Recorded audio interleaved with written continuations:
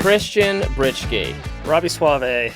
People are going to be bummed they missed the bloopers today. We were just telling some real funny zingers that nobody's going to hear. I don't think the surveillance cameras that monitor our entire lives that the government has, I don't think they reach into this room. Yeah, well, we've put up enough. You can't see it from the cameras. We put up enough tinfoil that blocks keep that out. The NSA rays. Yeah. Mm-hmm. Well, speaking of hiding from the government, you... Still here? Still here. Still at large? Well, they were trying to apprehend you. You've been on the run for a while. You've been, all over the world. You can see the physical effects on me, the travel and the subterfuge. It's taking a toll. I'm getting more and more disheveled by the day. How's your emotional state? Oh, wait, I don't care. You decided finally, after hiding out in Venezuela, you've set up all those fraudulent charities. You ripped off all those families. You did that under my name. I did that in your name, but it's, your name. So you're hiding. You decide to hide in a church in St. Paul, Minnesota. I think that's where it is. Yeah, a sanctuary, I thought it would be. You thought it would be? Just so I could get away from the politics and the swirl of all that's been following me. Naturally. But they are still out to get. They is now not just the government. It's a shadowy cabal of it's a vast conspiracy. A vast insidious conspiracy. Yes, maybe. it's insidious. There are other adjectives involved in it. And our friend, dear friend of ours, obviously, we go way back, Don Lemon. Some call him Don Lemon. It's not Don Lemon. It's Don Lemon. Few people know that. Wow, that is the one thing I found somewhat charming about him, is that his last name was Lemon. But go on, sorry. No, it's Don Lemon. I'm kidding. It's Don Lemon. Okay. Okay, so he still has that Tucker going. called him Don Lemon. That's really funny. the genesis of this joke. Well, he came to the church actually just to warn you that the jackbooted thugs were coming for you. And so he's in the, burst into the church with with some other people who came in, some protesters, and he said something like, what did he say? He said, "Watch out, Christian," and people thought he said, "Watch out, Christians." Oh boy, yeah. And that it was he's anti-Jesus, anti-religion. No, he was just pro this Christian. And so he's in a little bit of legal jeopardy. A little bit of hot water. Although I did just see, They let him go. Yeah, they tossed the charges. For now. Well, they said that there was not probable cause. It's a magistrate, and the magistrate said not probable cause. So what actually happened, obviously this happened, but in an alternate reality, what happened is that the rest of you experienced. Yes, we're experiencing time a little bit differently now. We're Billy Pilgrims. We're just unstuck. It's great. It's all happening at once. Trafalmador, awesomeness, little plungers everywhere. The only problem is this Austrian bodybuilder who keeps coming back trying to kill me. But we can get some workout tips for him. This is the workout episode. We're going to be talking about exercise and a pump. Okay, we will. But I will say, Arnie is actually not who you'd want to get workout tips from. But we'll get into that. We'll get to that. Okay. So Don Lemon, these protesters come into the church. This is all related to the ICE stuff happening in Minnesota. And the protesters are there because the pastor at the church, or at least some member affiliated with the church, alleged to be assisting ICE in some way. Yeah, he's I think they said he was some member of DHS or an ICE agent, or at least that's he's like a civilian deputy. What is the? Yeah, he's got like a silver badge. I don't think in the Wild West. Yeah, I don't think he's like one of the ones wearing a vest. Anyway, they break into the church. They shouldn't do that. No, they can't. You can't interrupt religious. It's not public property. And Don Lemon. He says he didn't know what they were going to do. Didn't organize it. He should not be, if that's the case, he should not be charged. If they have evidence that he was well aware and to the extent that he was a co-organizer of it, then you could charge him. They have to present evidence of that. They didn't, so the magistrate tossed the charges. But it is funny. There's this stupid clip of him interviewing the pastor and being like, in the middle of the service, they can't be here. They can't do this. And then he says the dumbest line I've ever heard anyone well, okay, but what about their free speech? Right. Yeah. It's private property. You don't have free speech rights on, like, people get so confused about what the simplest fucking amendment says. It just constrains the government from arresting you for speech, from bringing penalties against you from speech in your private capacity, in the public space that regulates what we can do in the public. You can protest. The people who are protesting ICE have every right to do that. They can record them. They can't interfere with law enforcement operations. You know, these are very well adjudicated and somewhat obvious, frankly, rules. That doesn't mean you have a right to go into someone's house and start talking about free speech. You can't, we love when they say on social media, but what about, it's not the First Amendment. Now, we can say we want the company to abide by First Amendment. Maybe the company says it does, and we should hold them to that obligation, but it's not. They're not violating, they're only violating your free speech rights if the government does something bad to you. If the government makes the company take down your speech, then yes, that violates the First Amendment. And this is just such a great example, too, of the nice thing about free speech is that it doesn't come at anyone else's expense. It's a right that you have as an individual. Here's a perfect example of someone seeming to think that, your speech has to come at the expense of someone else's, right? They're, and I mean, the First Amendment protects not just speech, but free exercise. And that's what was that issue here? People trying to have a Sunday service, these goons bust in and start screaming. And it's, really, really despicable. I'm not and you're a church-going man. I am. I'm not a Baptist, but still, I would like to see them, be able to, there's too much shouting and hands waving already at a Baptist service for my taste. There should be some singing of hymns, right? Yeah, it should be, it should be... austere? No, not austere. It should be, I'm Catholic, so it should be exalted, but a little more... I don't know. Orderly. Orderly. Yeah, I think that's the correct way to say it. Reverent. Very good. Yeah, these are the good adjectives. Yeah. Although, that's not. It really depends what parish you go to. There's one parish near where I used to live in D.C., majority black parish, and so they would do a gospel mass, right, which had a lot of the affectations of a kind of Baptist, Catholic. But is a Catholic parish. Yeah. No, so this is what I find just curious and interesting about this incident. So, firstly, it is kind of a nice reminder of we talked last week about how racism is bad, and we've really gone down a dark path on that front. But this is also very basic shit lib stuff. We did racism. Yeah, but I'm against it. Yeah, you said that. Me too. Don't We're support still waiting for our awards. Yeah. Where's our good person award? Courage, profiles in courage, something along those lines? Look, I would hate to center myself in this struggle, but no, that's what I want to bring up is this is a good reminder of the peak woke stuff was also terrible, right? And also bad for people's rights. I was talking with our producer, Cody, earlier just about a hero, a lion among men. Stayed here at until 6 p.m. yesterday to help me set up for yet another little video production I had to do. It's really great. Yeah, they don't get enough credit, the people behind the scenes. Producers, and producers. Honestly, I feel like we're giving them too much credit already. But so let's move on from that. But just how generic and on the nose their commentary was to when they're yelling at the pastor. They're like, why aren't you out there supporting the black and brown bodies in the streets and the hands up, don't shoot stuff from Ferguson. God. It's a decade old at this point. Which anyone who is not a moron knows is false. Right. That was not articulate. It was not a hands up, don't shoot situation that has been debunked. Right. So but clearly this is where these people's minds still are. So it's a reminder that that stuff still does exist. But it's a reminder that it's good that it doesn't dominate the discussion and just people's attitudes the way it used to. That's true. The other thing I found interesting about this incident, I'd be interested to get your perspective as someone more in this kind of television media world is how do you become such a Don Lemon for a while was the main CNN anchor, right? One of the main ones. One of the main ones. Yeah. So you're talking about politics every day. You think you'd glean just via osmosis, get a little knowledge about how the government and the Constitution and the legalism I see why you would mistakenly think that. How can you just be that stupid and have that role? I guess I'm just curious how it physically works. Let me tell you, please. You can be pretty stupid and succeed in television punditry. There's no accountability. You can call them like all wrong. Occasionally you can get fired for having a really bad prediction.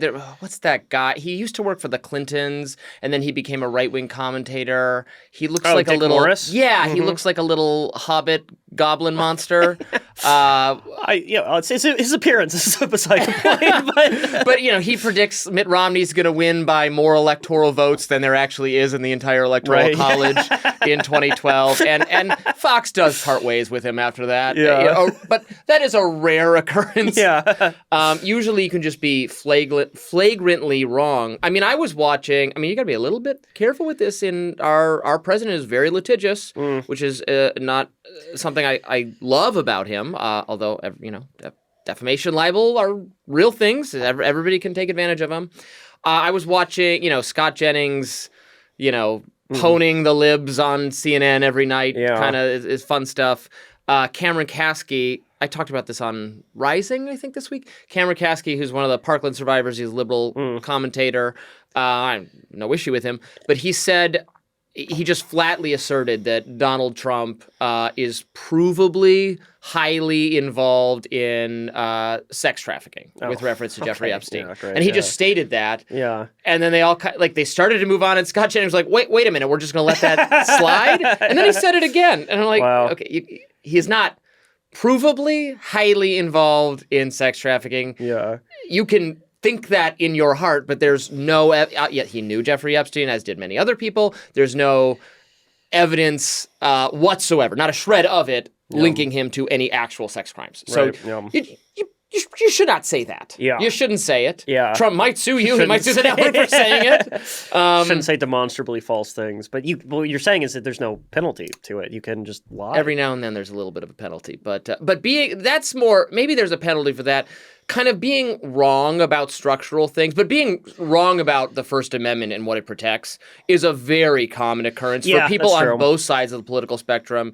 You will routinely hear, well, the First Amendment protects free speech, but not hate speech. Right. Yeah. I've heard basically every political leader on the planet say that. On the left says that one, and then Tim Walz said that while he was. He said, and he added to it, well, it doesn't protect hate speech, and it doesn't protect misinformation, and it doesn't protect misinformation about the election. It protects each and every single one of those things. Very small little category of speech that is not protected by the First Amendment. We all know it pretty well. It's the obvious, like you can't threaten serious imminent violence against someone. The more specific it is, the less likely it is to be protected. You can just say we should overthrow the government. Yeah. But then when you start saying specific that, okay, we're going to attack this building, and here's how we'll do it, and here's when we're going to do it, then it moves out of protected category. Right. Yeah. I was at I can't remember the organization, but it was some First Amendment Journalist Association dinner that I got invited to. And the speaker was Senator Tim Kaine. Who? Senator from Virginia, right? It doesn't ring a bell. Yeah. Hillary Clinton's VP. Yeah. Yeah. The other remember Tim. Her. Yeah. The Tim who's less of like a total loser. Who's the first Tim? Tim Walz. Oh, right. Yeah. Well, we don't have to think about him. He's already forgotten. That's how. I'm just trying to move on. Well, I find Tim Kaine truly forgettable. Like, I can't even picture what he looks like, really. No, I can't either. Yeah. Even though I was in a room with him and saw him and have a memory of something he said. But so this is what he said. He's at a First Amendment event, a journalism event, and he's like, I believe the First Amendment's protection of the press is so important, and that's why I'm really worried about Facebook and social media companies making journalism unprofitable and ripping off journalism, and we need to regulate that. Or something to that effect. And it's like, this is just a core misunderstanding, right? It's like your vision of the First Amendment is that it's like a protection for like a guild protection. Profits. A guild protection for like the newspaper business, when in fact it's a right to speak freely as an individual, right? Yeah. We talked about this last time, but like, freedom of the press, like for anyone who's confused about this, is not freedom of like members of the press. It's freedom of like the printing press to be able to say what you want. Which is right. Which is why the defense of Don Lemon in this situation is not, oh, but he's a journalist, so he can do this. No. The First Amendment protects journalism, the activity. It doesn't protect journalists. As a protected There's category. no credentialed category. Yeah, it extends these rights. Really, it's not even, it extends the rights by negating the right of the government. Yes. It restricts the government behavior. It doesn't recognize a specific category of people who have this protection. That's why some of these arguments are about, do immigrants get it? Who gets it? Well, if you're here, you get it because it just constrains the government. It doesn't affirmatively give you anything. It says government may not do this. Congress shall make no law. Supreme Court has interpreted that to mean not just Congress, but all branches of government. Right. Yep. Yeah. So, yes. So we've settled that. Yep. You can use as much misinformation as you want. You can erode the profits of the New York Times or any other website as much as you want. And we are practicing that right now because I want to misinform our audience. Let's practice some misinformation. Let's spread it. Let's get it out there. Okay, let's just say false things. Yeah, give me one. Yeah. I don't know. No, I can't really think of anything. I don't want to do it. Joe Biden won the 2020 election. The vaccine is good for you. The vaccine. So I read. Did you want to get any hate speech before we move on? Well, you said it's protected. People are going to consider this hate speech. I was speeding. I'm always late for this taping because Friday is the one day of the week I can wake up a little later. And you work so hard. Yeah, and I did go to the gym, but I wasn't able to lift today. I'm so angry because I did get the flu vaccine very belatedly in the season, but I did finally get it this week. And it makes your arm sore and you can't lift anything. And I got it on Tuesday or Wednesday, and my arm is still sore. So I have not been able to lift. I did like leg stuff. Today I just did the fucking bike. Like I'm that's so boring. Yoga mom or something. Yeah, you're like in that episode of Black Mirror, churning out the credits. Yeah. I like that episode. That's a good one. Actually, I love that song from that haunting song that plays. Anyway, I did get the vaccine. I'm not against vaccines. It does very little good this season, from what I'm understanding online, is that it is not well tailored to the flu has been bad this season. I know a lot of people who've gotten it. Yeah, I've had a friend who's in the hospital with 105-degree fever. Right? Awful. Like, not good. But it's not, and Matt Iglesias, so then I'm speeding here because I'm late. And you hit Matt Iglesias? Oh, goodness. I ran over Matt Iglesias. Yeah. That would be a huge loss to the Take ecosystem in D.C. He's responsible for like 65% of all political commentary. Yeah, right. But another 20% is people responding to Matt Iglesias, right? Furious. Yeah. Furious leftist. I mean, you can't help but like the guy after like environmental like Greta Thunberg types, tried to hold him hostage or something. It's just based. It's just awesome. Yeah. And he was cool as a cucumber. Yeah. He's like, this is the world I live in. I was born in the shadows. Don't do your bait impression. Sorry. It will be very painful for you. So I like Matt Iglesias. I don't want anything bad to happen to him, but he was just getting over the flu, and he wrote this whole column about how people getting vaccinated is down, and it's all Trump's fault. It's RFK Jr.'s fault. And then later in the column, again, I like him, so there's a rare example of me criticizing him. He concedes that he did not get the flu shot this year. But then he softens it. He lets himself off the hook by saying, but it actually doesn't work very well this year, and it wouldn't have made much of a difference. Okay. I'm like, this is cutting against the entire column. So I'm assuming you did not choose not to get the flu shot because of RFK Jr. or Trump. Yeah. You just were lazy. And maybe that's a lot of people, or maybe even people frankly, rationally deciding from the fact that it doesn't do a lot of good in this season particularly, not to get it, which I'm not saying that's a good thing or I'm endorsing that choice. Again, I got it, even though it disrupted my entire week by, making my arm sore. So in a way, this makes you less healthy because now you're not getting the exercise that you need. Yeah. Yeah. It makes me less mentally well. If I have 4 workouts a week. And if I don't get all 4 of those, I become mentally unhinged. And I start having to beat people with my fists. That's concerning that we're locked into this room together for next hour. Yeah. I'm the same way. There's like good meme that's like it's like a caveman and it's like lift big rock, feel better inside. It works. It works. Yeah, this is one of those things where it's like we had to pause our brains during COVID, where it's like, can you have a rational discussion about how actually efficacious is this vaccine? Is it worth it for you and your individual circumstances to get it? Are you allowed to make this decision? We do that with the flu vaccine all the time, which kills lots of people die from the flu, right? so we're happy to have that conversation. There's no big push to mandate the flu vaccine and say you're not allowed to get into bars and restaurants unless you get it. But here we are. I was also not able to lift when I went to the gym. Not because I got the flu vaccine. I'm not a libtard, but because there was too many people at the gym. Because there was too many people at the gym. That is on my list this week. Do we want to just do it right now? Yes, the post New Year's swarming of the gym. It's disastrous. Yeah. I mean, I'm happy for people who want to, get back into fitness or whatever. That's great. I went on Friday afternoon, which is normally the gym is dead, right? And it was packed. And, for the stuff that I like to do in the gym, I like to do the big three, bench press, squats, deadlift, right? There's only so much capacity for those things, right? So it's, and so I purposefully don't go when it's busy. I'll get up early in the morning or I'll go late at night. Yeah. So those things fill up pretty quickly. There's only 3 benches in the gym I go to, right? And so I go and it's crowded and it's like, what am I really going to do instead? And but then the other thing that's really irritating is not only does it get more crowded because it's January and people are getting back into the gym, it's filled with people who don't know gym etiquette or what they're doing. Yes. And this is what really bugs me. Women.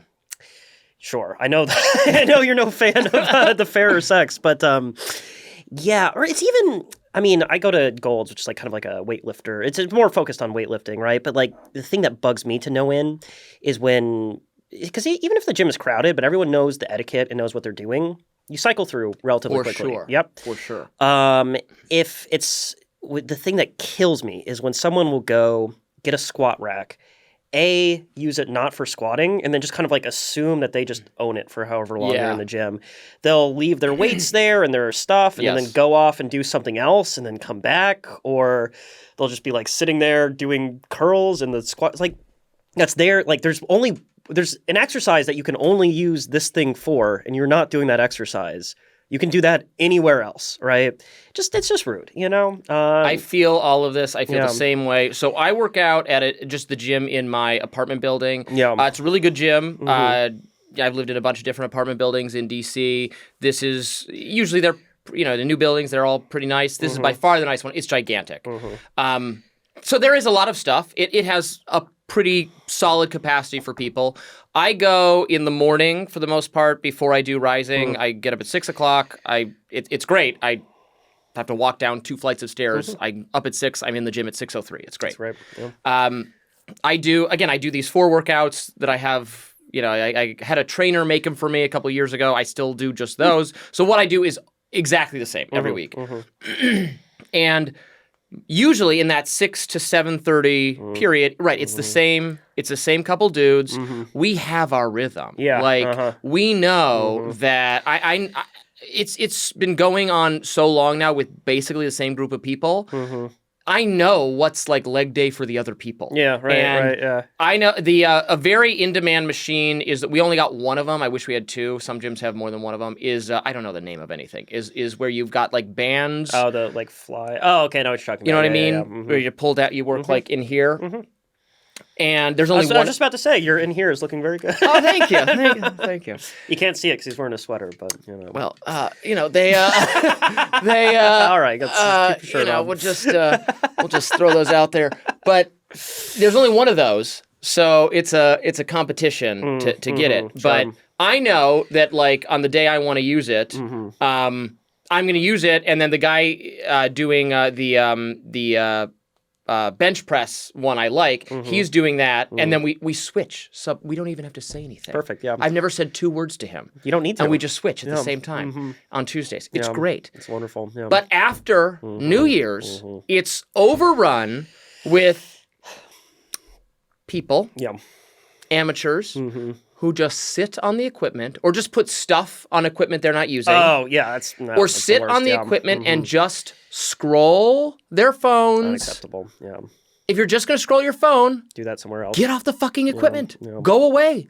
Do that in any of the seating. Just do that in your room. Yeah. I will not. It's worse. These kinds of people don't get up at 6 a.m. to go to the gym, so it's worse at any other time. Yeah. But on the weekend or some days Fridays before we were filming this, I would work out later, and then it's just just packed. It's awful. Yeah, it's no good. I've actually I'm trying to get back into running now, and this is actually part of the motivation. Is that's the appeal of running is you don't have to rely on anyone else. How do you run at this time of the year though? It's so cold and dark. We've had a few days where it actually hasn't been so bad outside, and so I've taken advantage of that. And then you just gotta layer, and then eventually that can get kind of like, it's actually kind of fun if you get the layers right. Yeah. It's miserable for the first 15 minutes, and then you're just kind of like inside a big hot sweat pocket in the bracing cold air around you. And there's a bit of an adventure too, right? Where it's like, it's really cold out, and if I stop running, I'll die, right? I'll be stuck out here. So I would like to do more running again. I would like to actually slim down a little bit. I've bulked up more than I want to. I want to lose some weight. I want to lose about 6 to 7 pounds, and cardio is, for me at least, the best way to do that. I don't like running on a treadmill. I do the bike at the gym, so that's what I did this morning. I did the bike, and I played like my Nintendo Switch as I was doing it.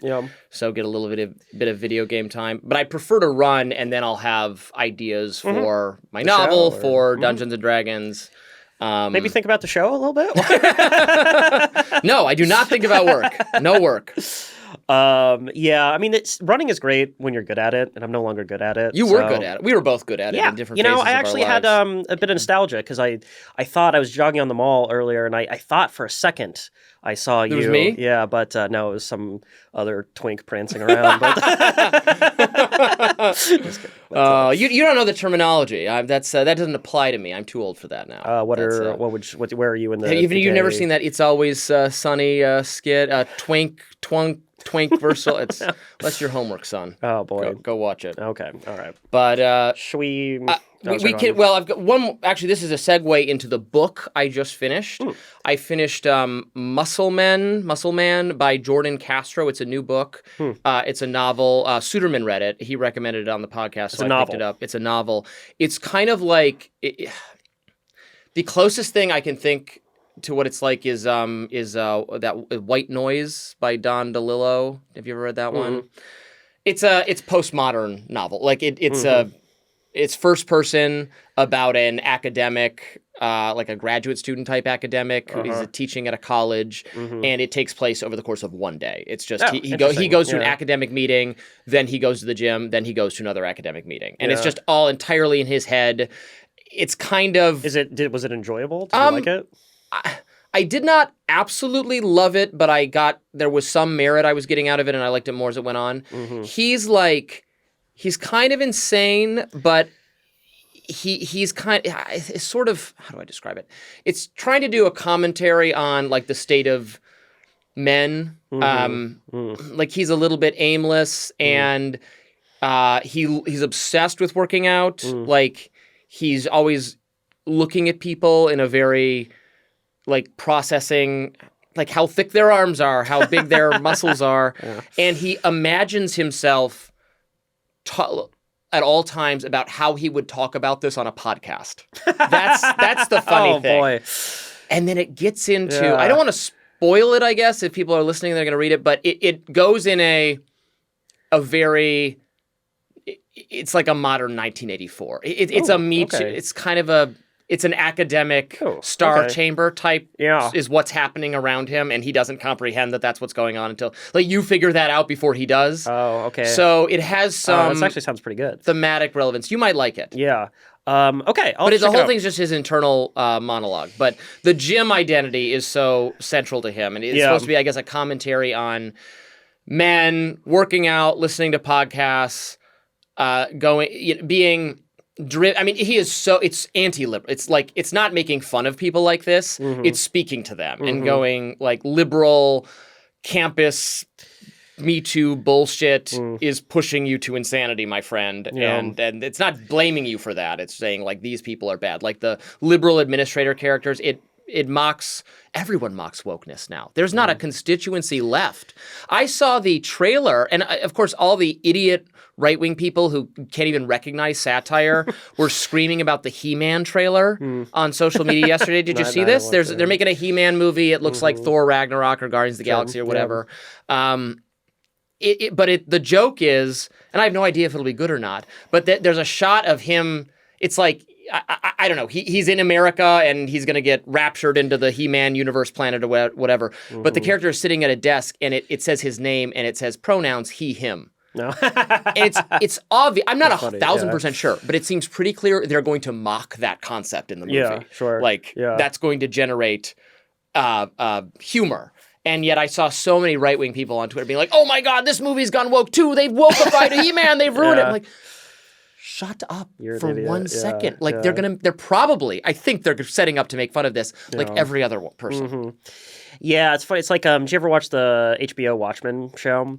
Yeah. Yeah, it was good. It was actually really good, right? It was fantastic. And in a way, that is like a very liberal show in a lot of ways, but they're... Yes, it was. But it's also, they make fun of it as well. Like, they go to watch the TV, like some TV show, and it has like an extended trigger warning about like there's transphobia in the show, right? You gotta appreciate the satire and the mocking. Like that's what the culture is gonna do for you, right wingers. Yes. So like, get a little smarter. Embrace it. Yeah, learn to recognize it, right? Yeah. You sound like the people saying that Starship Troopers is a fascist movie, right? Well, and then some people are saying, oh, but one of the people who has a writing credit on it was involved in the Wonder Woman 2, and that was a bad woke. I don't even know if that was a woke movie. It was just a bad movie. Yeah. I'm like, okay, well, now you're just looking for something to be upset about. This is really like last man politics, right? All other political issues have been solved. We're at the end of history, and so now the discourse is whether the writer from Wonder Woman 2 is doing the He-Man remake. Yeah, and you know, execute that person in the town square, because that was a really bad movie. But I agree. Okay, so I might actually pick up this book. I am always worried about any sort of attempts to intellectualize or psychologize yourself. Well, yes, I'm resistant to psychotherapy. Tell me more about that. Stop that. Tell me more about that. Man, you remind me of my mother. No, because like I really like the gym. As just like it's a place where everyone is there trying to improve themselves in some way. So I like that aspect. And then as we were talking about, like it's like doing physical activity makes you feel good physically and mentally. And so if this is going to now be some subject of the discourse, and I have to think about the discourse while I'm, lifting, I don't want to do that. You don't want to do that. No, I really don't. Have you ever watched, speaking of Jim Bro, Canon, have you ever watched the documentary Pumping Iron? No. We were talking about Arnie earlier today. So this is a documentary about Arnold Schwarzenegger's last, whatever the competition is, like last major bodybuilding competition. And he's gone up against Lou Ferrigno, who plays the Hulk eventually, right? And it's excellent. It's one of the most entertaining documentaries I've ever seen. The thing is, though, I didn't realize how, like, fruity bodybuilding was until watching this documentary, because there's not display, like a bodybuilding competition has nothing to do with strength, right? It is a subjective measurement of like what you look like, right? And so you're just posing. Yeah. And so it's, I don't know, and that's why you mentioned you want to get workout advice from Arnie. Maybe not, because bodybuilders are actually, all things considered, like kind of weaker, given like because they're working one muscle at a time. It's like, I want to make this thing look bigger. You're not working out a whole system, right? Yeah. But yeah, I really recommend it. It's interesting to watch Arnold Schwarzenegger, someone who is like in his role, he's just supposed to be a body, right? But he's very clearly like very high IQ. And so like you can see how he went from just like, I'm supposed to be the talent, to being governor of California and a successful action star, because he's just very much smarter than everyone else around him, and also kind of a psychopath. Interesting. So yeah, it's a really interesting window into his psychology as well. So interesting. Yeah, I would highly recommend that. Yeah. Okay. We got mutual recommendations. All right. Well, I have to finish War and Peace first. This is never going to happen. Have to finish War and Peace. Well, now I finished this book, so I could read something else. Should I read War and Peace? That seems pretty daunting. I mean, I am loving it. Like, I'm not bored with it at all, but it is 1,200 pages, so it takes a while. I usually switch off between, Agatha Christie is my favorite. I've done all the Hercule Poirots. I guess I'm going to do Miss Marple's next. So I've done she has like 1,000 mystery stories. Yeah. So I usually read one of those. That's my dessert. And then I'll go back to something a little more challenging or serious or I like I read a lot of Isaac Asimov short stories. Oh, I love Isaac a Asimov stories. gajillion, and The Last Question. Yeah, beautiful one. Yeah, they're great. Yeah, it's a lot of times too, depending on the collection you get, it'll have little like vignettes about like how we got the story published, and it's just such a weird window into a world where like you can make money as like a freelancer, as a writer, publishing for like 8 different science fiction magazines. Yeah, it's a better time. Yeah, it's hard. I've tried a couple times to submit short stories to science fiction, fantasy publishers, and never succeeded. But maybe one day. Me neither. I only did it once, but they said it was too good. Yeah. They said they couldn't publish something so good. Nevertheless, should we hit a political topic? Do you want to talk about? I guess we should talk about something real again. I've got a lot of TV topics on here today. We did exercise. Oh, my scooter was stolen again. This is political. Yeah. This is political. Yeah. Again. Yeah. Again. Did I complain about this last week? I don't think I did. No. Well, give us the whole backstory here. Well, it's happened before. So most people know, because I'm very loud about it, I lease a scooter. It's like a monthly fee for it. You can get the scooters on the street, but they're actually quite expensive if you use them a lot. And I do use them a lot. Not right now. It's winter. So it's whatever. I don't need it right now, but they're having a warm day. And this happened to me in August. Now, I had left it locked, so I didn't left it defenseless, but it was locked. Last time I'd left it in probably a sketchy area. Union Station, right? Yeah. And I went to New York. I came back later that same day, and by the time I got back, it was gone. Lock was still there, still locked. Yeah. So they must have disassembled it. Yeah. Happened again. Yeah. This time it was in a area of the city. It was a neighborhood. I was in the house. I was at a friend's house having dinner. It was locked right outside their door. Yeah. I came out. I was in there for 2.5 hours. I came out, gone. Same situation. Lock still there. Yeah. Scooter gone. And for them to do it while I was just in the house, 20 feet away. Yeah, it's brazen. That makes me feel so violated. Yeah, because it was right there. Right. And again, what is the purpose of doing this? Because you can't charge it or make it go without my phone. Yeah.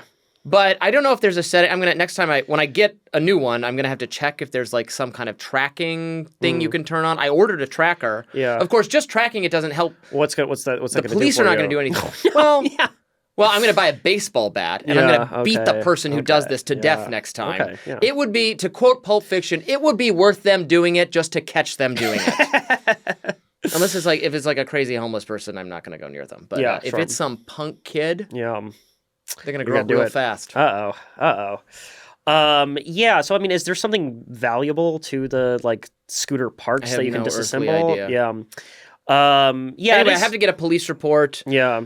Because just for insurance the company purposes, requires you to. So the company will replace it. I have the theft insurance policy, so it's not a financial loss to me. Yeah.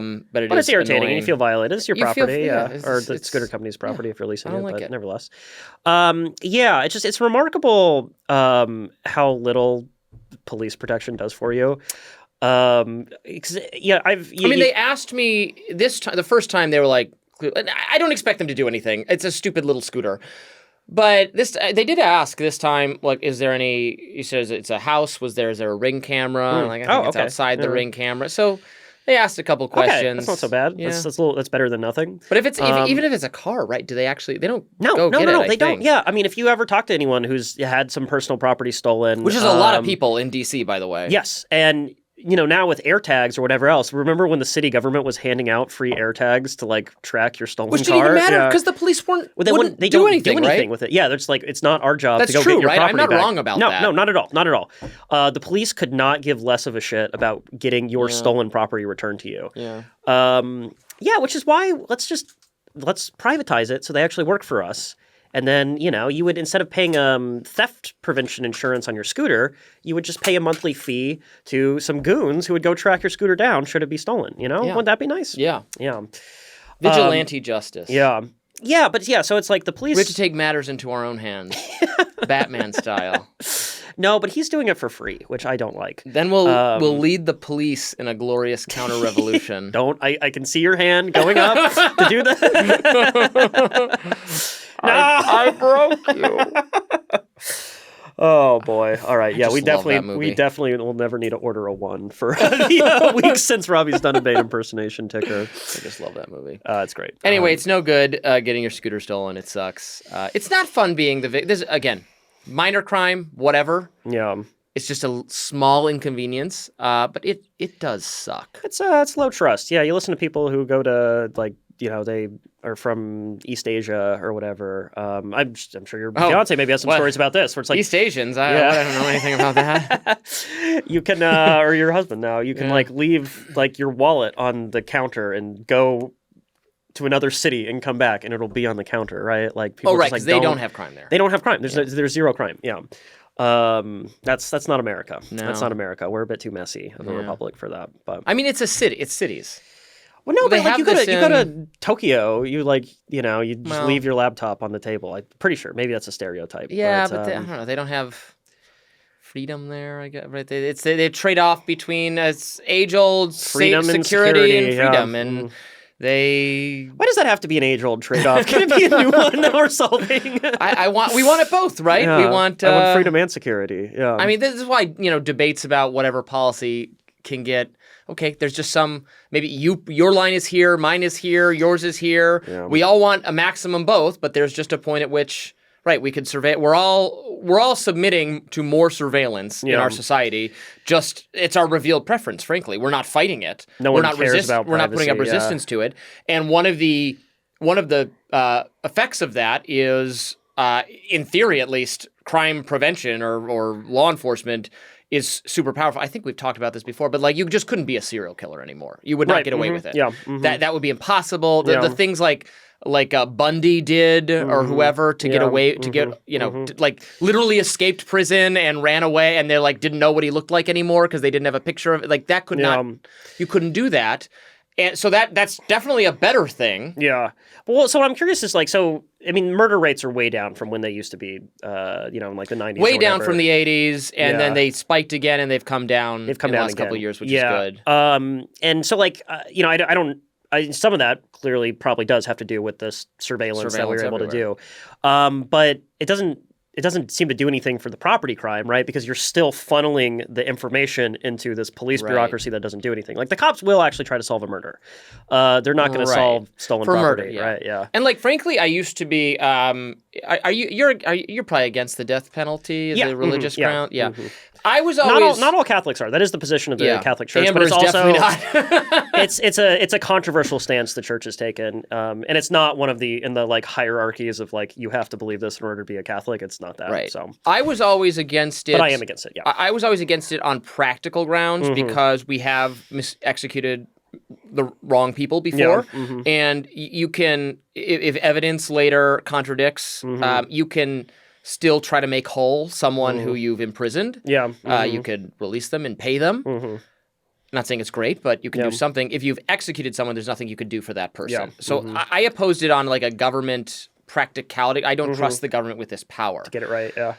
But frankly now, that probably happens right? less. I have no doubt Luigi Mangione is guilty. I have no doubt. There's the Charlie Kirk shooter. I have no doubt he's guilty. They should have due process, and the government has to present evidence. But there's going to be compelling video footage that makes this unambiguous, and that removes what was really my major problem with it. Yeah. So I'm not for. I'm ambivalent about whether that is the penalty enforced or life in prison is enforced.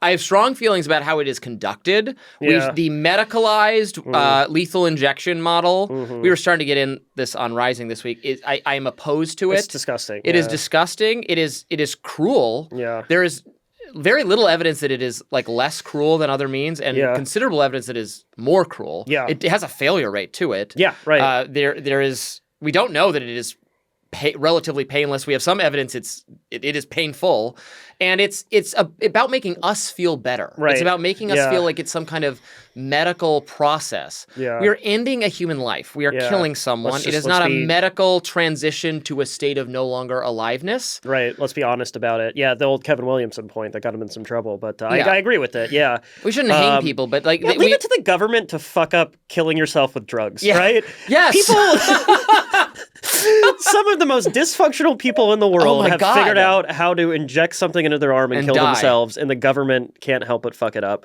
So I'm definitely against the death penalty on, thou shalt not kill grounds and the practical grounds as well. I think the best argument for it is I used to think that, like, okay, the justice system is just for defense and self-defense and deterrence, right? Yeah. And I don't quite believe that anymore. I think that there is actually, like, society does need some sort of, like, interesting retribution. Rehabilitation or retribution. Yeah, you want, like, society demands that, like, when someone commits a horrible crime, that, like, they are brought to justice, right? That there was some punishment meted out for the horrible thing that they did, right? That goes beyond just, like, self-defense or something like that. And so on those grounds, maybe you could get to justifying the death penalty, but I would still oppose it. Mike Lee tweeted this week, always a bad beginning of a sentence. Yeah. We execute Charlie Kirk's killer in the public square.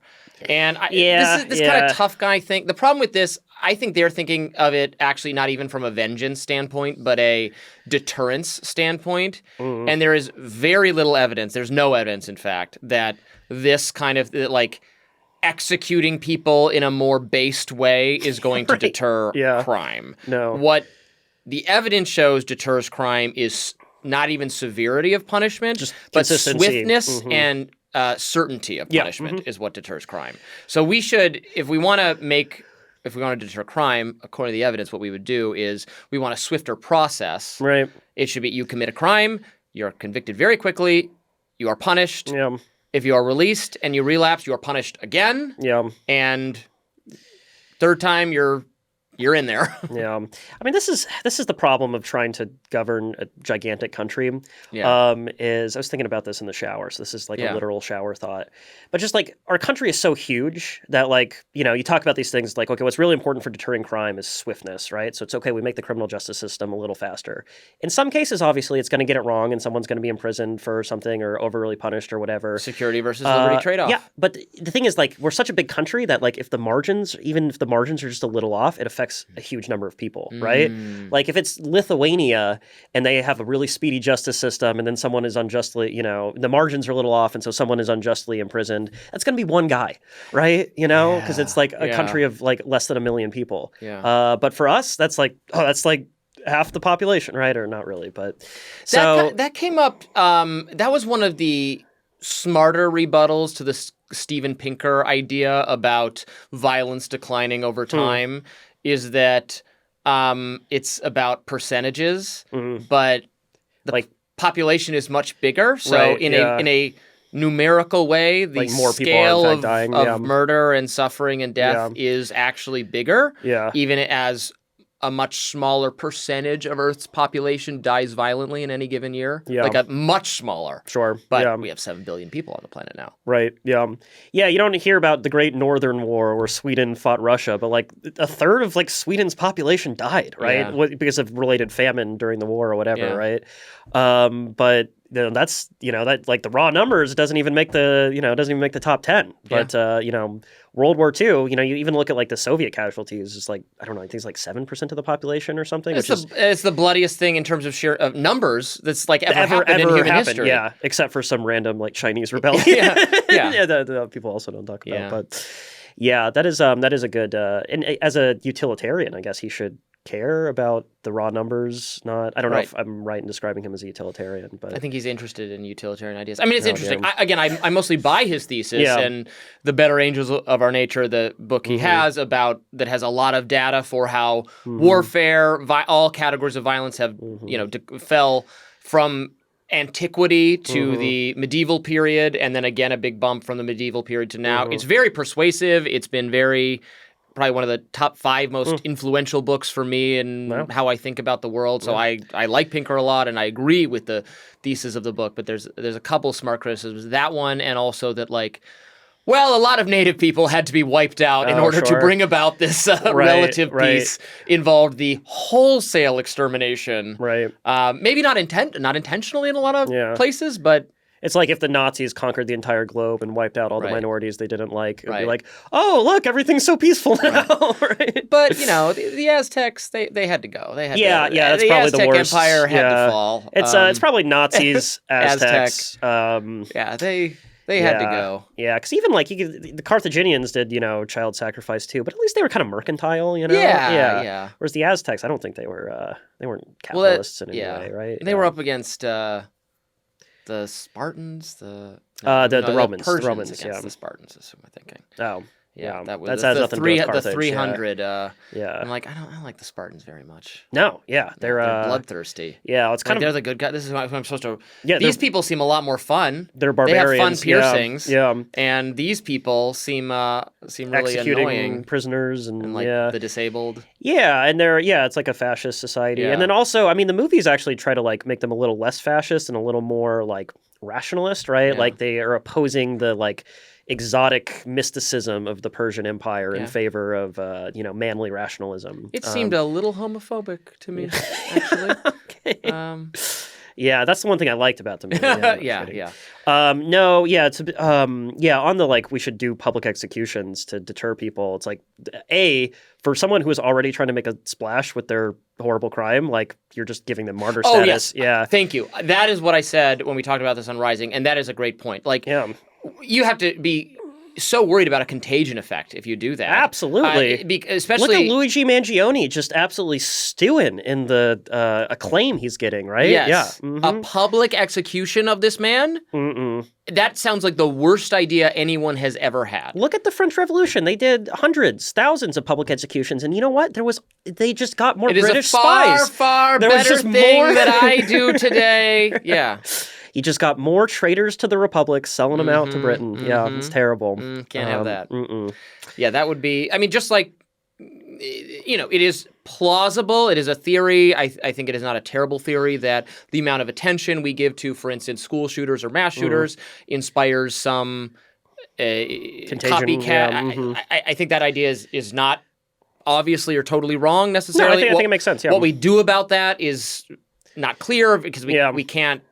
I mean, the kind of implication is then we should not have mass media coverage of these things, but people demand coverage of. They want to know everything about the motivations. People hunger for greater detail, and so the media meets that need, that market need, and provides it. You would have to have government-compelled blackouts of information, or because you couldn't even have the media company if you had a smaller or a more monopolized media environment. You could have the media distribution just agree not to name people, which they tried to do, but it's like it's useless. Can't work now. Social media, nope, it's done. So you would actually have to have government censorship, and it's not going to work. First Amendment. So there's actually nothing you can do. Right. Yep. Sad. Just it is. Yeah. There is nothing you can do. No good. All right, what's another cheery topic we can talk about? Oh, actually, here, let me ask one more thing, real quick. Hit me. If you were going to be executed, what would be the method you would choose? I would want to be a firing squad. Absolutely. Yeah, 100%. That's the only right answer. You'd think less of me if I said something else. Oh, completely. I was going to say I'd shoot you right now, but of course, then you wouldn't want that. No, yeah. Gotta be firing squad. It's something honorable about it. You die on your feet, you know? Not strapped into some medical gurney. No. It's swift. Yeah. Absolutely. They had it right when they did that, and we've evolved into a dumber form of killing people. You get a chance to shout something out right before the shots are fired, right? Yeah. You can do a little, raise a little salute for a kind of vision of civilization that failed, did not. But you were happy to commit to it. Speaking of Hitler, Oh, was that who we're saying? If Hitler who I don't support, was alive today, I'm stealing this joke, and he found out that the acolytes, the practitioners, the main media presences who are trying to disseminate his ideas to the masses are a Muslim, a gay Mexican, Sneeko, Clavicular. I think he would kill himself all over again. No, he wouldn't. And in fact, this commentary has really pissed me off, right? Because say what you will about Adolf Hitler, but So this is going to be the last episode of Freed Up. Yeah, right? No, the idea that he would have a problem with a gay... He wants all the Mexicans to be gay. Right. Because then there will be no more Mexicans eventually, right? And there are a lot of gay Nazis. Or then... although he killed the most famous gay Nazi. Yeah, but not because he was gay. Because he was a rival. Yes, he was a rival, and he was kind of like making him look bad in front of the army, right? So Hitler was more than happy to associate with gay Nazis, or maybe not more than happy, but he tolerated it. It's one of the things he tolerated. A man not known for his tolerance. Yeah. He actually didn't have any particular problem with Islam. No, he praised it, actually. Favorably of Islam. He liked Islam in comparison to Christianity because it was more of a warrior's religion, right? I think he talked about how good it would have been if the Muslims had won at the Battle of Tours in France, because then Europe would have grown up under a more militant religion, Islam. And he was a quasi-pagan. Yes. This is why it's so ridiculous that on the new right, a disproportionately Catholic-influenced thing for some reason, that there's some even... like he was no friend or ally of the Catholic Church or Christianity whatsoever. Hitler despised Christianity. Yes. Yeah, because it's like care for the weak, right? Yeah, and the meek shall inherit the earth. Yes. That's not Hitler. No. Whatever you want to say about him. Yeah. Or like one of the other guys in the like influencer party. So who busting. we're talking about, in case you're listening to this and you have no idea what we're talking about, the gathering of these new the Andrew Tate, Nick Fuentes, and these other people. They went to a club in Miami. Yeah, they got on a party bus and went to a club in Miami. They're all dressed in their like bursting at the seams. They like to wear clothes that are, I mean, I wear tight clothes too, but they wear clothes that are like 6 sizes too tight for some reason. They think that's the look. Yeah, you don't want to be bulging out of your suit. That doesn't look good. It does not look good, but they think it looks good. Yeah. You got to make a decision. Are you going to show off your muscles, or are you going to like dress like an adult? Right. You can, there's the fashion guy on social media. Derek guy. Yeah. He drives me insane. Yeah, he's really annoying. I cannot stand him. And I thought he was going to get deported. Do you remember?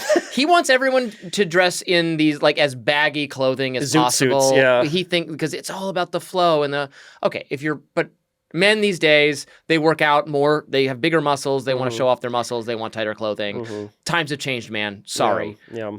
Whatever. But these are this is too much. This goes too far. So they all got together. They went to the club to meet girls. Although I don't know how many of them wanted to really do that.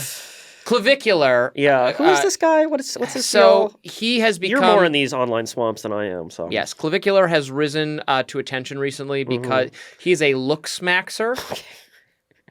Doesn't that term make you want to like sterilize the human race? Yeah, it really does.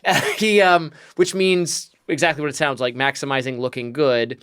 So he, but it's just not just. Oh, good thing we have a word for it. Well, but it's also doing little like pseudo-science-y things to like boost your serotonin levels or not boosting them.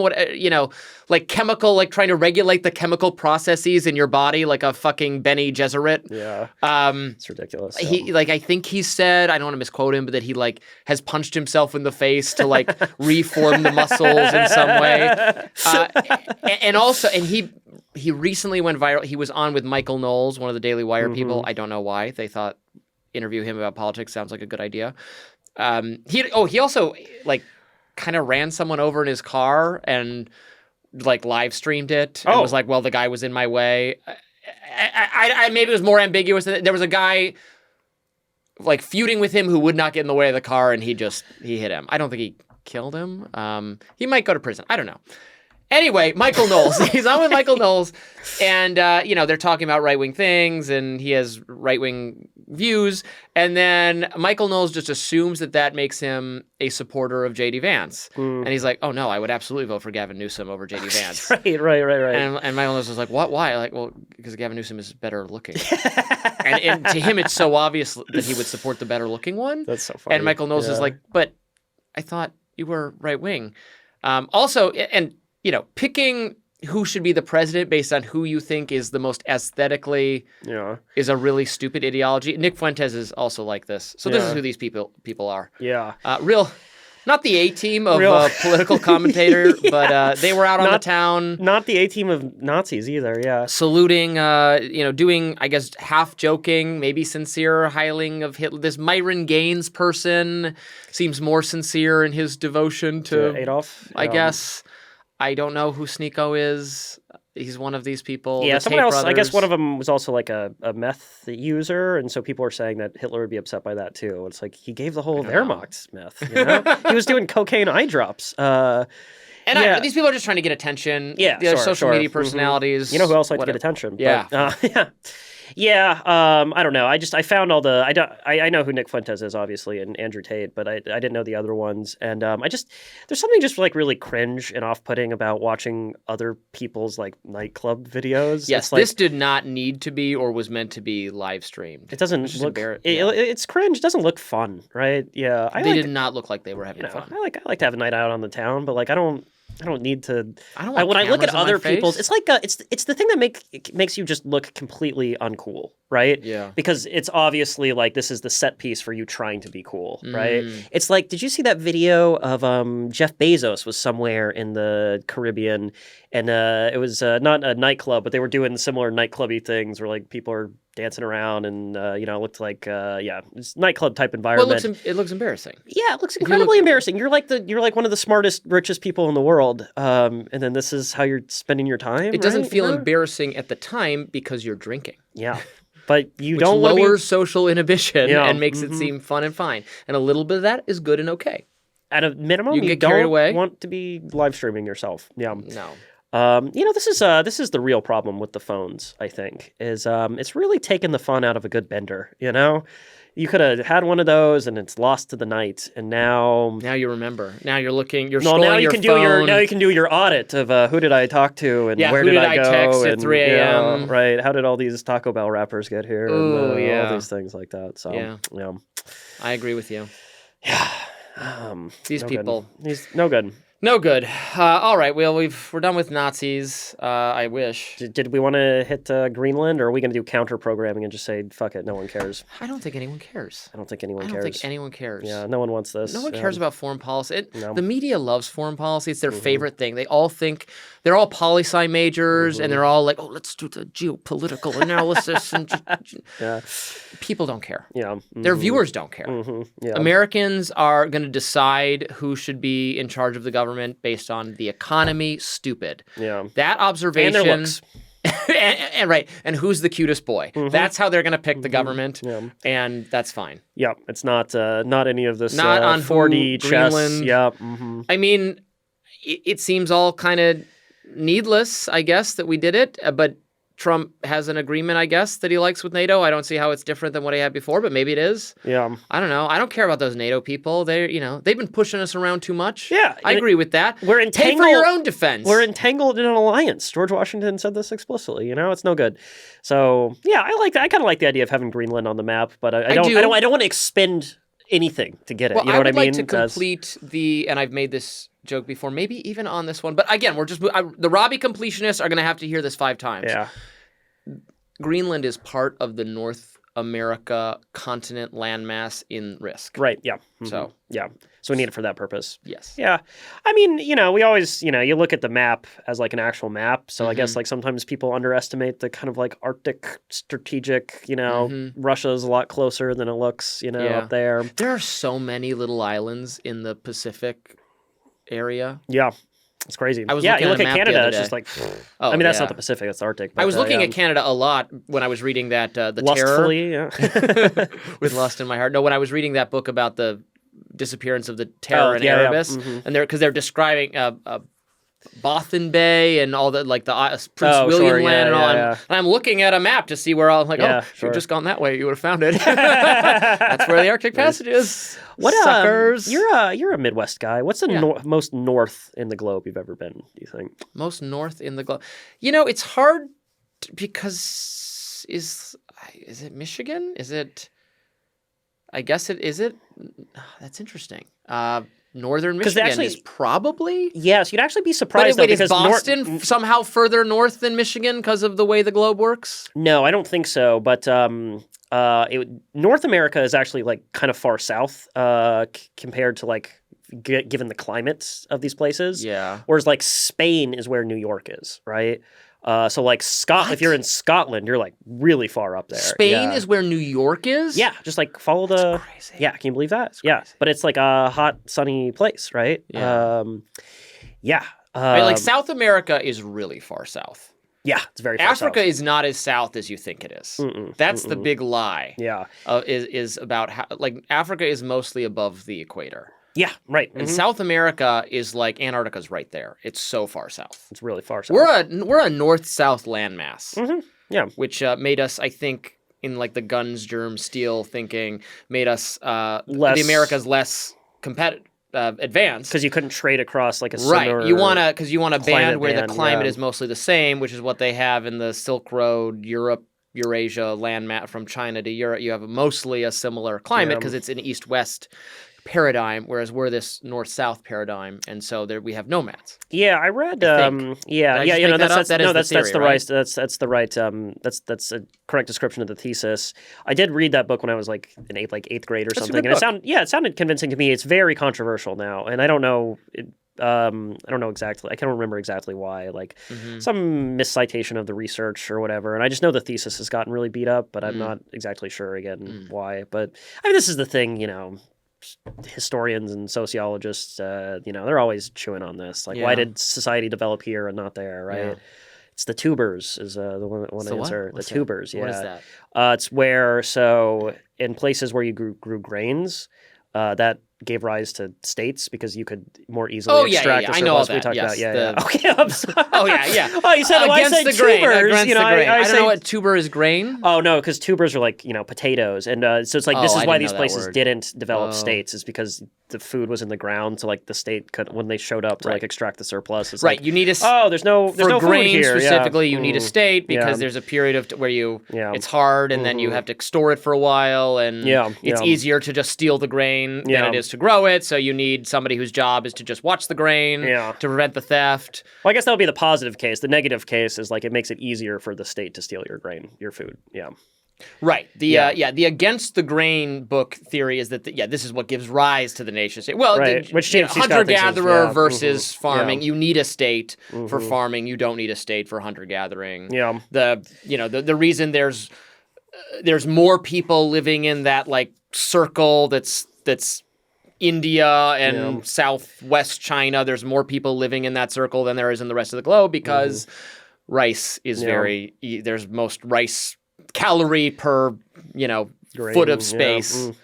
Okay, I didn't know that. That makes sense. Yeah. Now we're dropping some knowledge on our listeners. Check that out. Yeah. We read some books. Yeah, you mentioned multiple books that you've read. This is crazy. I know. Yeah. All right, we can move on from Greenland. Yeah. Well, okay. So I guess just one thing I wanted to say about why people like talking about foreign policy is it's like we're this giant country that's far away from the other giant countries, and it's really nice historically, right? We don't have any problems, right? But it also means that like when we get over our skis a little bit, and then we go out there and we do some things that we don't have to do, right? This is the libertarian non-interventionist case. It's like, we got everything we need here. We don't need to go interfering in other parts of the world. The problem is when we go and interfere in other parts of the world, even if it goes disastrously, it goes disastrously over there. Like we really feel no consequences from our horrible decisions, right? We're like the rich kid that keeps getting bailed out by his parents, the parents being the United States of America. Like even something like Vietnam, which was a very bloody conflict. Yes. Over the course of the war, 50,000 soldiers died, each one a tragedy. But compare like that is a drop in the bucket of like America's overall population compared to like what happens when Russia goes to a war. Like you're going to grind through some men. Like you're going to really feel it. And so that's why we like to argue about it. When we went to war with ourselves in the Civil War, that was a huge catastrophic toll. Yeah. Like every like half of all young men in the South were dead by the end of the war. Right. Yeah. And World War II was fewer casualties, right, for America. Crazy. Yeah. When we had machine guns and bombers and everything else. But... Yeah. Obviously, we can't take Greenland by force from an ally. Bad, that if they wanted to be part of the U.S., great. They don't want to be part of the U.S., so never mind. Yeah. We should just have good strategic relations, and we got to have bases there. I agree and accept that it can't fall under Chinese influence or Russian influence, and we might, the post-war era might be over, and I think we do have to reckon with the fact, and maybe libertarians have to reckon with this, that it's a different world. It's a world where China, Russia not so much, but China and Russia are very powerful and evil and determined to do evil. Yeah.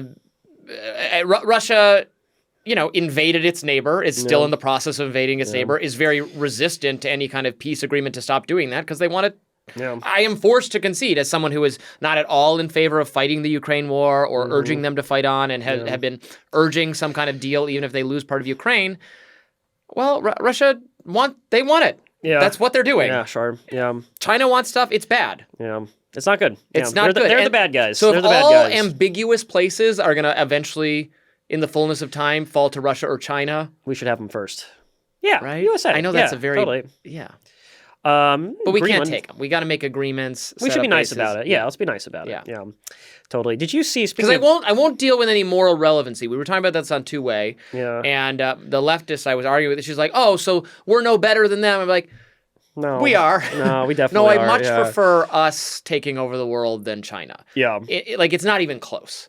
We do a lot of bad things, and our government is bad. They do much worse things. We cannot be run by China. No. Cannot. That is like a extinction level possibility. Yeah, it would mean the communists have won. Yeah. It would mean the end of individual liberty. It would just be state-run capitalism. Yeah. It would be so bad, we can't let it happen. Yeah. Not because I love China. I love Chinese history. I love Chinese customs. The Chinese government, the CCP, is very evil, and we must seek to prevent that outcome. Yeah, totally. Speaking of the evil of the Chinese government, did you read that Newsweek story about DSA trying to cozy up to China? Of course. So funny. Of course. And also despicable. But they're like, yeah, we just need to really be clear about our messaging on the Uyghurs. Definitely don't call it a genocide and stuff like that. And it's like, you're the democratic socialists, right? So why does the you just did the Padme democratic socialist, right? So why are you sucking up to the one that's well, sort Hassan of Piker socialist? Was over there. He loves China too, right? Well, and he's exact. He's the DSA kind of prototype, typical person. Great. Yeah. Never underestimate the ability of left-wing activists in America to love authoritarian governments overseas. That would kill them the second they set off the boat there. Yeah, there was a little bit of a split on China during COVID among the left because COVID really fractured the left. I saw it in real time hosting Rising because we used to have a very half the audience, maybe more than half, was very left-focused, was Bernie Sanders left. Kim Iverson, who was such a popular presence on the show, was someone who nominally had been part of the left, but because of COVID had, right-coded views on COVID. And I saw the break. People like her and Glenn Greenwald and Russell Brand and others.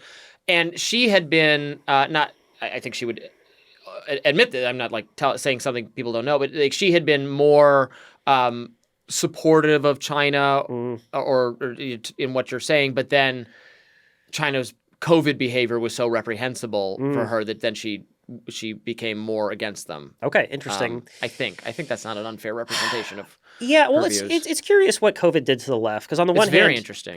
You did have people who kind of split off and became more moderate or just very right wing as a result of this stuff, right? So like a Glenn Greenwald or Kim Iverson, as you're mentioning, or someone like a Nate Silver who was actually pretty he was not a libertarian on any of the COVID stuff. He just it was when the vaccines came out, and that's where the real split I think started to happen. Where it's okay, we're done with this, the sensible people. Yes, we have to be done. Yeah, but at the I can only hold on to my sanity for days more if we're not done with this. Right. The vax and relax crowd. Yeah. But there was also this congealing on the left as well between the masked Antifa goons on the street and then the elite, tote bag NPR listening liberals, right? Because the woke ideology of the lefty radicals completely consumed the mainstream, right? To the degree that CNN is talking about whether we should get rid of the police, right? Mainstream Democrats are talking about this, right? And then on the flip side, because of their woke hierarchy, the lefty radicals on the street were also completely fine with lockdowns and everything else because it's that's part of oppression is experts coughing say. and exactly. The radical smash the system anarchists are also completely bought into all the conventional wisdom on COVID as well. So there was a weird center left, far left, like Yes. Total convergence. Which then kicked off some more heterodox people. The Democratic Party became a place for people who recognize and respect authority and will defer to it, authority and expertise. Whereas people who are anti-authority and anti-expertise had been kind of neatly divided across the ideologies. We libertarians certainly have a disproportionate share of them. That's a good thing. I count myself among them, but there's been a sorting among authority and expertise. If you like authority, you like expertise for the most part. Although maybe then this police stuff mitigates against that, because now you do have Trump is now to some extent reuniting this opposition, the Democratic coalition, because now I do have, and in fact has pushed away, I think, some people who came a little bit rightward because of COVID and because of other things. It feels very 2020, the stuff in Minneapolis. I mean, Minneapolis was kind of the epicenter of the 2020 craziness. But a lot of this stuff feels really 2020, in part because something else I've noticed about this is just like, it's the kind of like radicalism on both sides. Like no one is willing to try to like be responsible for their own sides. Like that's the administration. JD Vance goes out there and says, these ICE guys are doing a great job, and they have done nothing wrong. Or if you see some video, it's taken out of context or whatever. But then on the flip side, I was listening to one of these guys who trains. I'm forgetting his name, but he trains people to be observers of ICE, right, in Minneapolis. He was on Ross Douthat's podcast, and Ross Douthat asked him, explicitly about the Renee Good shooting, and be like, do you think, like, is this how you would train people to do this and whatever? And he's like, he would not go there in terms of like criticizing any of her actions, right? Because I mean, clearly he wouldn't show that video in his trainings and be like, definitely do this, right? I hope not. This would be like a case of what not to do. Not. And my views on this are very clear. I'm not trying to criticize her too harshly. Right. But at the same time, it's like you're not.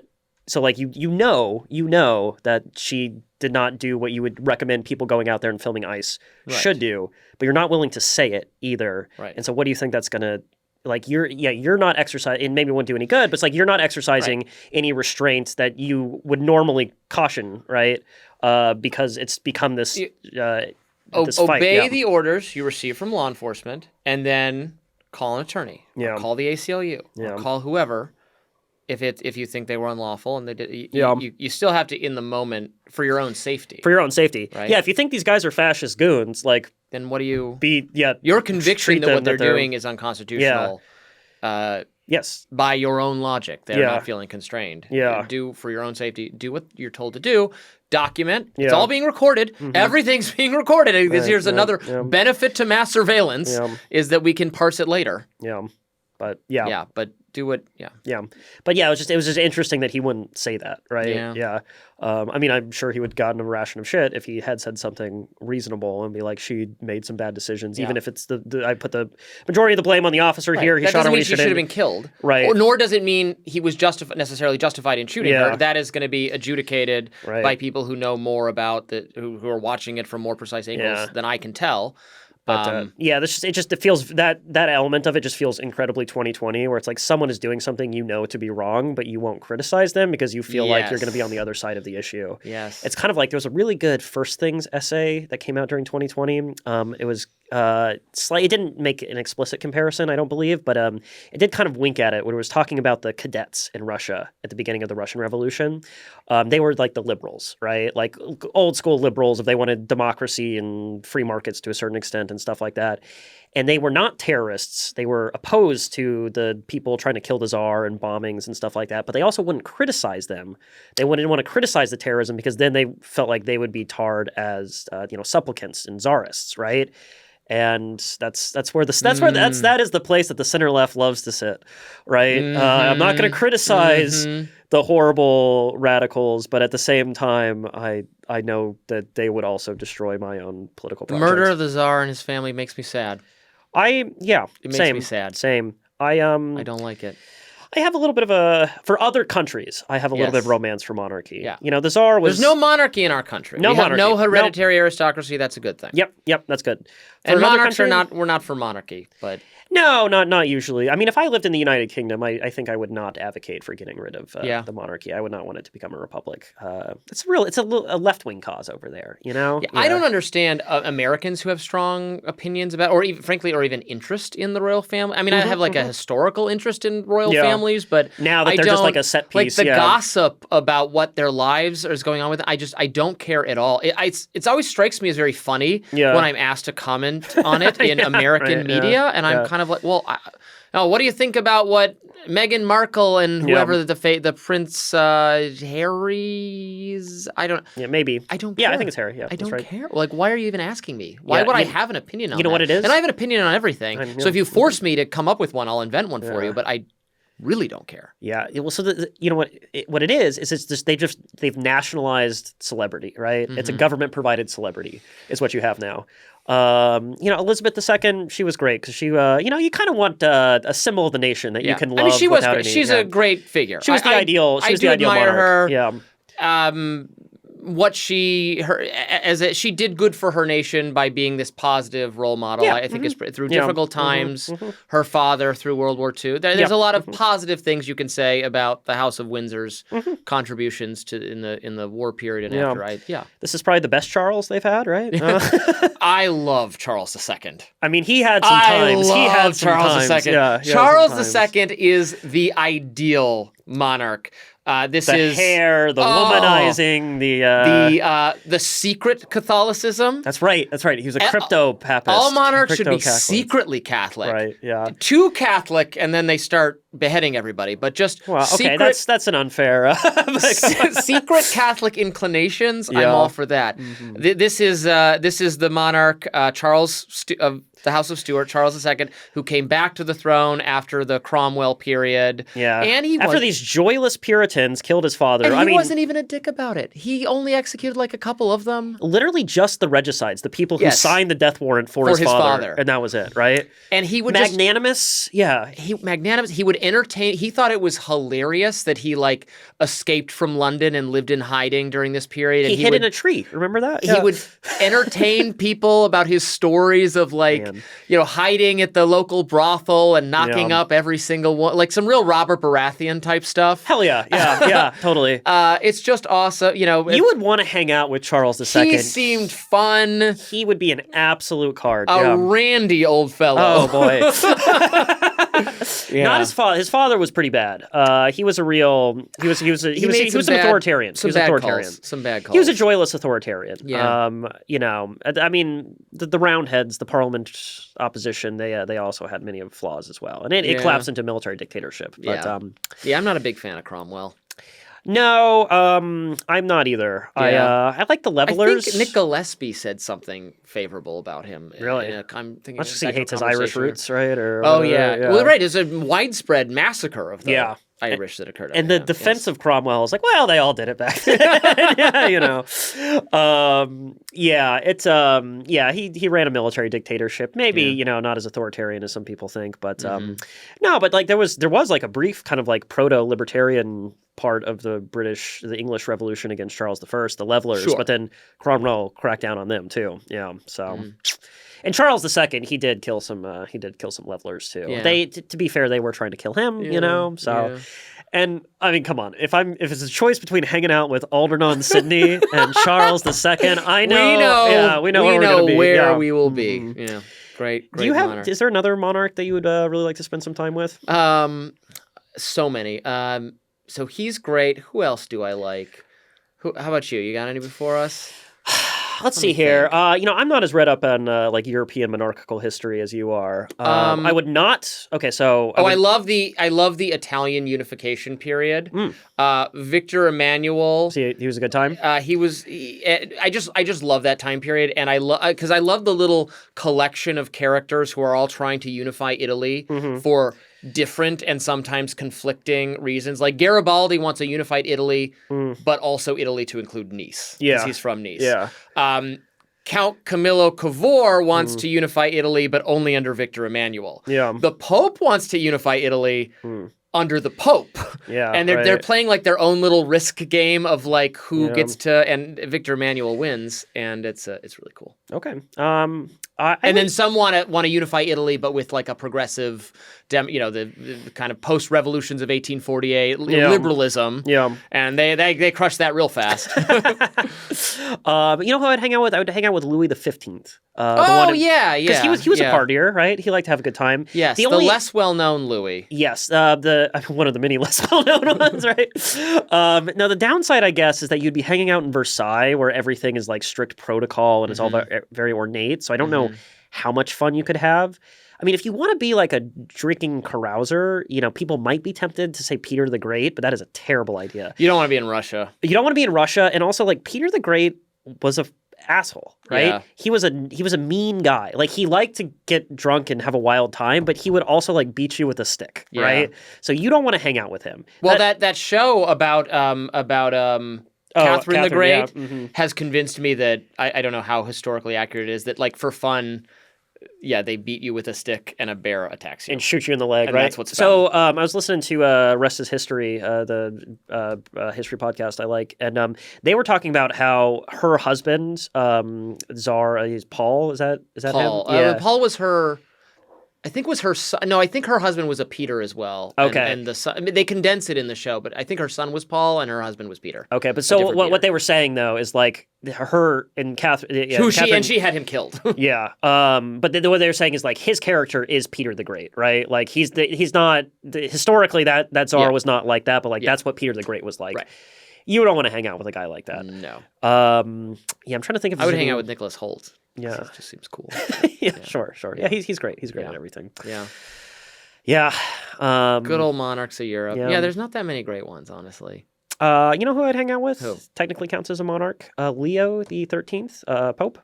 He... I am familiar with, I think, Leo the 13th. Yeah, say more. Yes, he wrote the famous encyclical laying out kind of Catholic social teaching about how the church is responding to socialism and capitalism as well. And, there's some stuff in there that, like, as a libertarian free marketer, I would, you're always on thin ice disagreeing with the Pope, but that I would maybe have some questions about. Maybe if only I could have talked to him about minimum wage law, I feel like maybe I could have influenced the document in some beneficial way. But it's a very pro property rights document, and it's very anti-socialist. And also, he was a big fan of this thing called Vin Mariani, which was an Italian Coke wine. It was a cocaine wine. This is 19th century. We really miss it, but it was red wine with cocaine mixed in, and he loved this stuff so much that he like gave the maker a medal, and he agreed to appear in advertisements for it. And so having like a little cocaine wine with the Pope talking about capitalism and how it that sounds like awesome. a very nice evening. That sounds awesome. Yeah. Mm-hmm. One other name also is Henry VII is a little bit of an unappreciated king. So I don't know much about him. This is Henry VIII's father. Henry VIII obviously gets all the attention and is insane. Henry VII was a remarkably modern ruler in many ways. Just a stable and normal person who, won the War of the Roses, killed Richard III, ended the Middle Ages. And, England had just had centuries of warfare, and he calms it down efficiently and pretty well. And then Henry VIII blows everything up. But right. And he loved his wife and loved his children. He didn't have any mistresses. Yeah. He's like the only king ever who didn't, but wasn't also like secretly gay or something. Yeah. And he just he loved it. His son died. He was in mourning. He just seemed like a good guy. Yeah. Good guy. You know what Peter the Great did? He tortured his son to death. Those Russians, man. Yeah. I mean, Catherine the Great seems fun.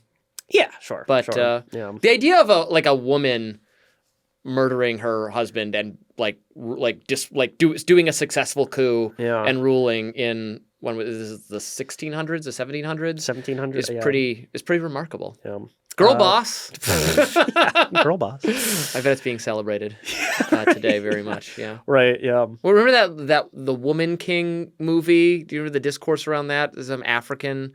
Oh, but they were like slave traders. They were slave traders, but they were girl boss slave traders. Right. So I remember there was this one libertarian feminist page that like posted like some like 5 great women in history, and like one of them was who. Fuck, I'm forgetting her name, but she ran the Palmyran Empire that invaded Rome, based in Syria. And like people were like pointing out in the comments, it's like, I mean, she's like a genocidal, invader monarch. What does this have to do with libertarianism? But, Hey, history's messy. History's messy. History's messy. In one man's liberator is another man's conqueror. We've got mixed views on all these people. Is Napoleon. I think of Napoleon as a very malignant figure. Yes. Though not as malignant as the movie about him that recently That's came the real out, which crime. was anti-Napoleon Off with their head. Yeah. No, Napoleon was a bad man. But he's did not, bad things. But he's not remembered for being a bad man because his wars of conquest were against other European nations and were not racial. Well, except for the Haitian incident, but other than that, yes. Yeah. But it was not. He was not trying to exterminate people of a certain. Sure. I wasn't trying to. But it wasn't a conquest of the New World. Haiti aside. Yeah. Do you know what I mean? It was France versus England and Austria and Russia, and so the scale of that death doesn't register. Maybe will now that we're past wokeness. Maybe it will, but there's not. But in the modern liberal kind of understanding of why people are bad, that doesn't. You know what I mean? It's not the scale of that tragedy doesn't register because it wasn't totally. I mean, it helps that he himself wasn't like personally psychotic, right? Mm-hmm. Like he was a relatively normal person for a bit of an ego, I might say, but there's a checkered legacy. You know who doesn't have a checkered legacy? Charles II. God, I love that guy. I wish he were still alive today and not dead of syphilis and 80 other venereal diseases. Well, the randiness and the carousing has some consequences. We can cure most of those things now, so he'd be just fine. All right. Anything else we want to say before we wrap up here? Or does that about do it? There's a big snowstorm coming. I think it's going to be bullshit. Thank you. Yeah. Thank you. Yeah. I agree with you. Mm-hmm. I celebrate this. People are such pussies about this. They wanted me to stay in a hotel to make sure I could get to Rising on time. Like I can't imagine the calamity that would stop me if I can't drive. I can't even take the metro. If the metro's not operating, we're living in like the post-apocalyptic times, right? There's no show. That or it's a Tuesday afternoon. People are. Well, you're from everywhere, but you've lived in places. I lived in Idaho. Yeah. I lived in Michigan, which gets a lot of snow. And it was like gets a lot of snow, and then 8 hours later, they've cleared away all the snow. Maybe they don't do that here because we're in the South. These Southern boys don't understand a good snowing. Right. No, it's going to be completely fine. And worst comes to worst, you have to go to the grocery store the next day or whatever. Yeah, buy some grits. I bought a tub of grits just in case everything gets closed down for a day. Well, I have some plans on Sunday that I am very worried, and in fact, reasonably certain will end up getting ruined. I've already committed to that. But damn you, God of ice. We don't do any paganism here. That road leads to Hitler. Yeah, there you go. Yeah, when you start having pagan inclinations, think just like Hitler. And on that note, see you guys next week. Bye-bye.